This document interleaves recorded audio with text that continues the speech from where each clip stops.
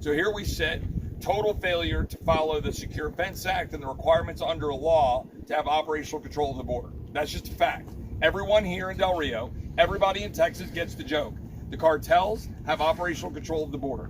And right now, there are gaping holes all up and down the Rio Grande where you got 1,000 people a day coming through here in Del Rio alone. And now we've got all of these opioids pouring into our schools. We have people dying, our kids dying because they get a poisoning when they take Xanax. So what are we expecting out of the president or the secretary? To actually follow the law. But they are purposefully refusing to follow the law. It is purposeful. There is no other way to put it. It is purposeful. And as a result, Americans are dying. There is no greater impeachable offense than for an officer of the United States to violate their oath and to not follow the law and to cause Americans to be harmed and to die.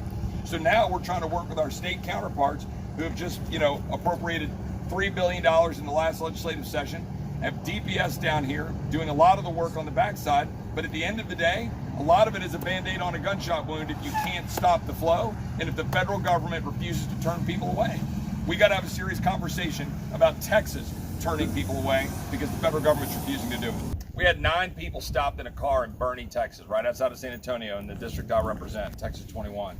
The driver of the car is an American citizen employee of a cartel. There were 2 people bound in the trunk, and that car was heading to a stash house in Houston, Texas. That's happening every day on I-10, on I-35, on 281 coming out of San Antonio, up and down the border. It's happening every day. Little girls, little boys getting sold into the sex trafficking trade. The young man that was in that car that paid $4,000 to go pick grapes in California was getting sold into the labor trade and getting taken to a stash house. That's happening right now. As we sit here, as we speak, there are stash houses here in Del Rio. There are stash houses in Laredo, stash houses in El Paso, stash houses in Atlanta, Houston, all over the country. And the cartels have a network moving people, human beings, for profit. And our colleagues on the other side of the aisle, and this president, want to lecture us about compassion when that's what's happening to people?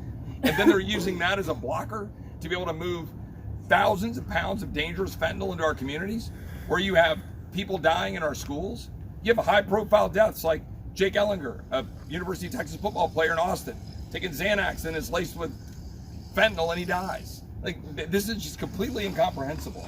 Let me just tell you about the danger here for migrants. We've had 26 migrants, or 26 individuals who have died since October 1 in this fiscal year, trying to cross in this sector alone. This is a real problem. Some good news, pan this way. You'll see that the Carrizo cane has been cleared out, and it's been cleared out since the incident that occurred. That's really important, but we should do that all the time. And so, look, right now we need to secure the border.